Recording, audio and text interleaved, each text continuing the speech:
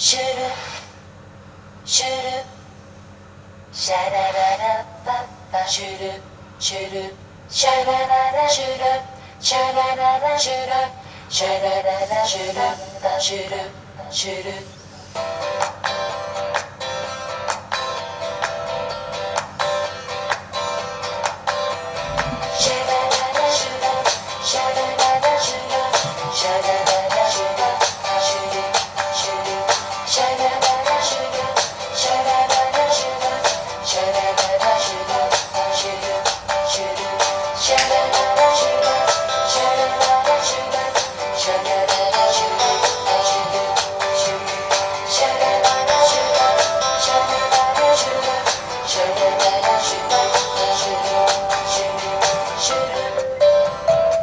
Allez-y, allez-y.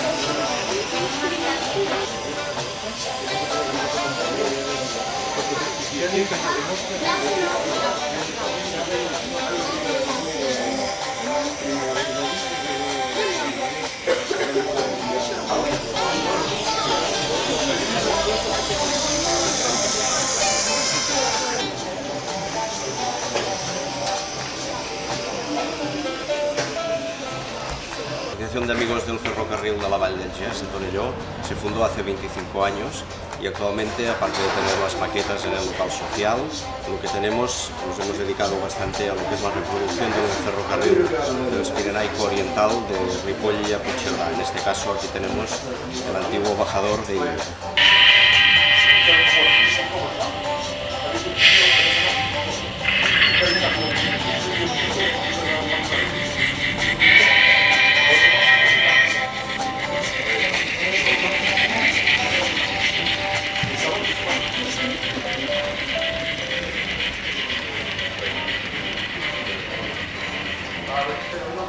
Y actualmente lo que nos dedicamos a reproducir y hacer son módulos, pero de líneas, especialmente del Transpirenaico, de estaciones que existen en la realidad. O sea, se trata de reproducir un poco lo que es el ferrocarril de verdad, reproducirlo en miniatura.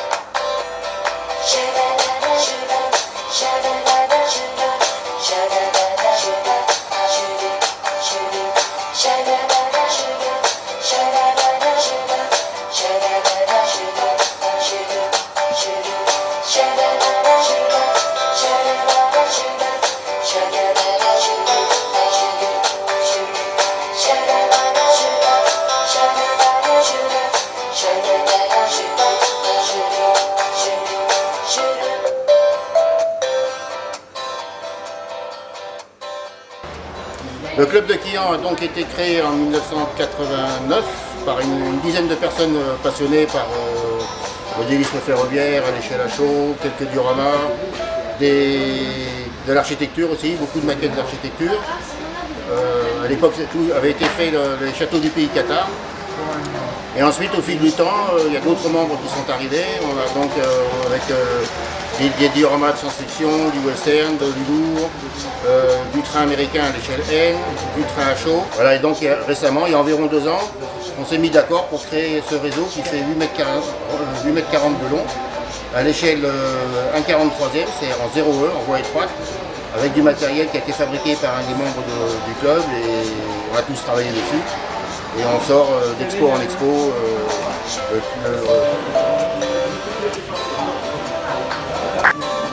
Là, je réalise des modèles réduits qui n'existent pas dans le commerce. Donc, je pars de châssis de commerce avec de la carte plastique identique aux cartes bleues. Et donc là, je suis en train de réaliser un petit ventilateur pour faire un wagon ventilateur chargé en réalité d'évacuer les fumées des locomotives diesel qui travaillent dans les tunnels. Ces gaz d'échappement sont ensuite envoyés dans le wagon épurateur à côté. Ils sont légèrement traités et relâchés à l'air libre pour permettre aux ouvriers de travailler sans trop s'asphyxier. Parce que ces rames travaillent dans les tunnels. Ensuite, nous avons un wagon d'inspection des ouvrages d'art. Il est encore en construction, donc il n'est pas peint. Entièrement construit en carte plastique pour la partie supérieure. Donc ce wagon permet aux ouvriers, en montant sur les toits, de visualiser les défauts éventuels d'une voûte d'un tunnel. Et en dernier, le wagon de cantonnement, la voiture de cantonnement qui permet aux ouvriers de dormir le soir, de manger, etc. entre chaque séance de chantier.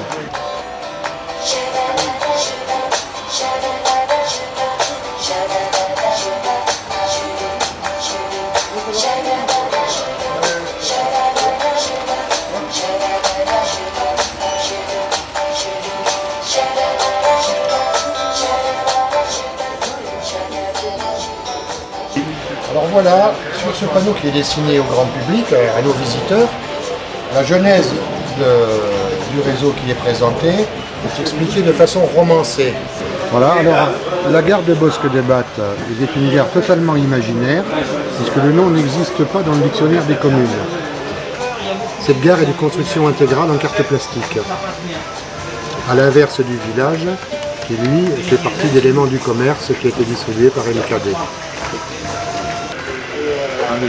Alors à Bosc-des-Battes, si nous n'avons pas d'idée, nous avons du pétrole.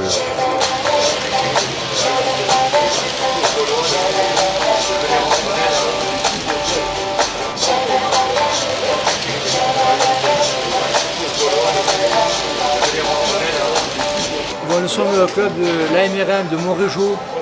Nous avons voulu évoquer la gare de Cap-Verne, qui était au lieu de passage de la ligne Toulouse-Tarbes, avec le sommet de la rampe donc, de Cap-Verne. Alors ça, c'est des poteaux, un poteau caténaire spécifique à la gare de Cap-Verne. C'est fait avec des profilés et c'est fait aussi avec du rail d'essai miniature, puisque le compagnie du Midi réutilise souvent les rails Midi sur leurs poteaux.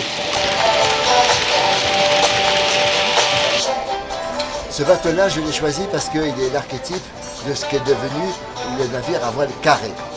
Pas des voiles comme ça. Et ces voiles carrées, c'était les voiles du Ponant, c'est-à-dire de l'Ouest, c'est-à-dire de Breton, l'Atlantique. Et ces voiles étaient, ça c'est une moyenne.